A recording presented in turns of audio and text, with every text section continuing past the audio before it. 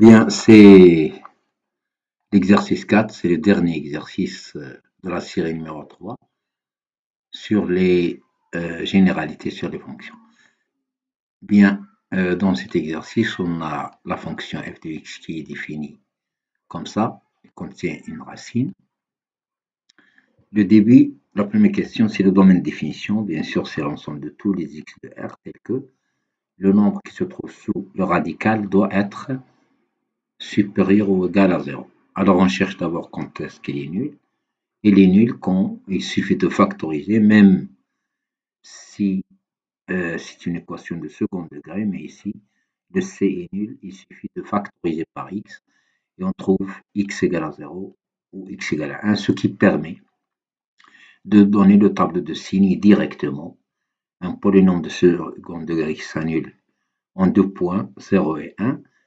Alors, il a le même signe que A à l'extérieur des racines, avant 0 et après 1, plus, et à l'intérieur, c'est moins, entre 0 et 1. Donc, le domaine de définition, d'après le tableau, c'est l'ensemble, c'est le df égale l'intervalle moins l'infini 0 inclus union 1 plus infini. Maintenant, on veut démontrer que f est majoré par 1 demi. Bien, alors, il faut comparer. On va calculer pour tout x appartenant à 0,1 majoré par 1 demi sur l'intervalle moins l'infini 0. Donc, on prend un x quelconque dans l'intervalle moins l'infini 0 et on calcule la différence entre l'image de ce x qui est quelconque et le nombre 1 demi. L'objectif, c'est de démontrer que f de x est inférieur ou égal à 1. Bien, on doit faire le calcul, bien sûr. Ici, on a une racine, donc c'est un peu plus difficile que les autres exercices qu'on a déjà traités. Donc, la fonction, la voilà, moins 1 demi. Alors, ici, il vaut mieux isoler la racine. J'écris la racine en premier, plus ce qui reste, plus, entre parenthèses, x moins 1 demi, pour voir qu'on a ici deux blocs. Le premier bloc qui contient la racine et le deuxième, c'est un polynôme de premier degré. Alors ici, on ne peut rien dire parce que le nombre x carré moins x est caché, se trouve à l'intérieur de la racine, donc il faut faire quelque chose. Mais quand même, on peut remarquer que puisque x appartient à moins l'infini 0, ça veut dire que x est négatif, on peut remarquer que x est inférieur à 0, donc x moins 1 demi est inférieur ou égal à moins 1 demi, qui est lui-même inférieur strictement à 0. Donc ce nombre est négatif. Et on sait bien sûr que ce nombre est positif. La somme d'un nombre négatif et d'un nombre positif peut être positif comme il peut être négatif, donc on ne peut pas juger. Mais x moins 1 demi est négatif, ça veut dire que son opposé, qui est moins ça, moins x moins 1 demi, entre parenthèses, il est positif. Et bien sûr, on sait que la racine, c'est positif. Donc, la différence, la racine moins ce nombre, disons la somme de ces deux nombres, est un nombre positif. Mais on voit le moins, on peut parler de différence si vous voulez. Alors, ce nombre qu'on a construit ici, racine moins ça, ici vous avez la même racine moins le même nombre x moins 1 demi, alors c'est le conjugué. Ce sont deux nombres conjugués. D'accord? Bien, donc leur produit, c'est de la forme, le premier A plus B, le deuxième A moins B. Leur produit est intéressant parce que ça donne A carré moins B carré qui permet donc de supprimer ou bien d'enlever les racines. Bien, de toute façon, pour le moment, ce nombre qui, on a dit, on n'a pas de, on n'a aucune idée sur le signe de ce nombre, mais celui-là, il est positif. Donc, si on fait le produit de ces deux nombres, ou bien si vous voulez, ce nombre, ça, est de même signe que le produit, parce que ça, c'est positif.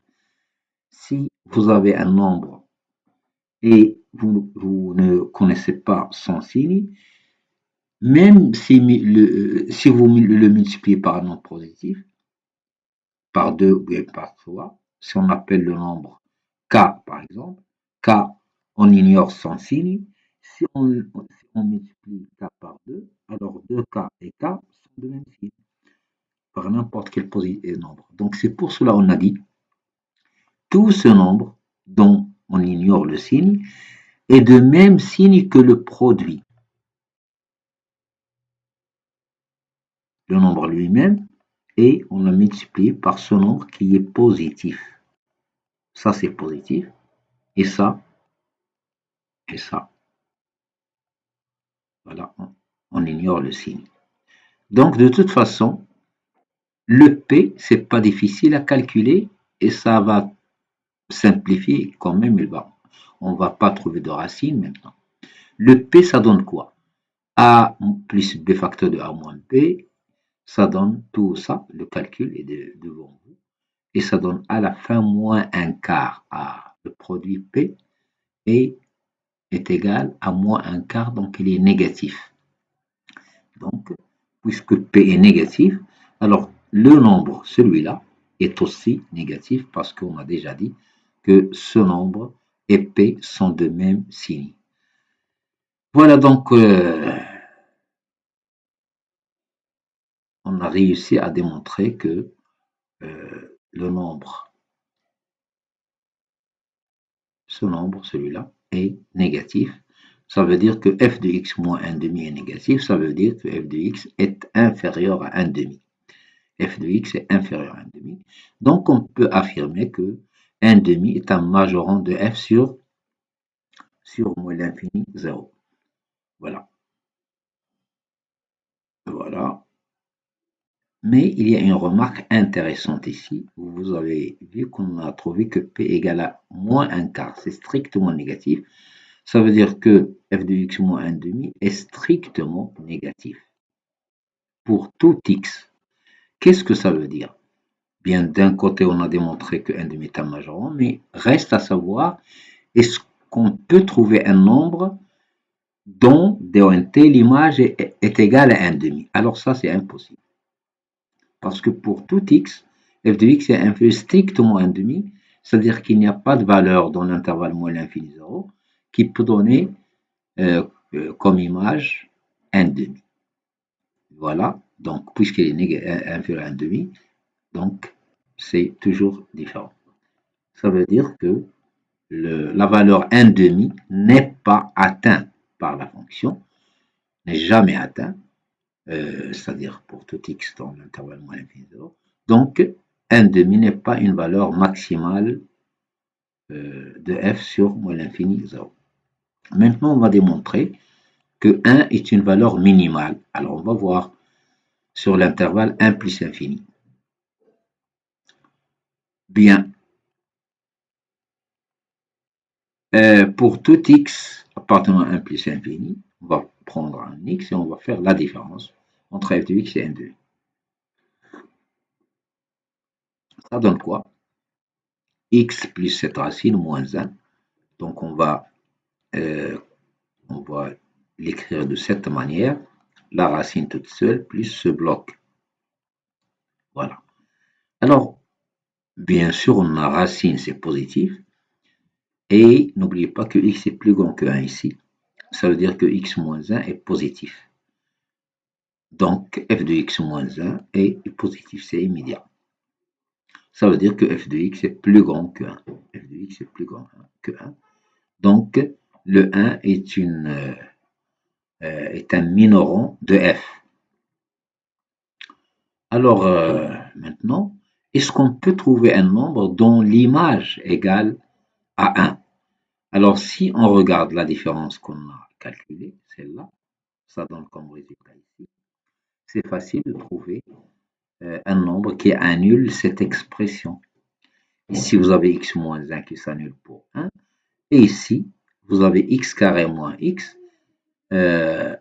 si on factorise par x, ça donne x facteur de x moins 1. Donc, il y a le facteur x moins 1. Donc, pour x égale à 1, ici on va trouver un 0 et ici un 0. C'est-à-dire, si on remplace le x par 1, on va trouver que f de 1 moins 1 égale à 0 plus 0, c'est 0. C'est ce qu'on a fait ici. F de 1 moins 1 égale racine de 1 moins 1, etc. C'est 0. Donc, f de 1 moins 1 égale 0, ce qui fait f de 1 égale 1. Donc, la valeur 1, elle est atteinte par la fonction lorsqu'on prend la valeur de x, on prend 1. Voilà, donc on peut dire que 1 est une valeur minimale de f obtenue pour x égale 1. Voilà donc la fin de la correction de l'exercice 4 et en même temps de la série numéro 3 sur les généralités sur les fonctions. Alors je vous remercie de votre attention. À une prochaine et je vous donne rendez-vous à une prochaine vidéo.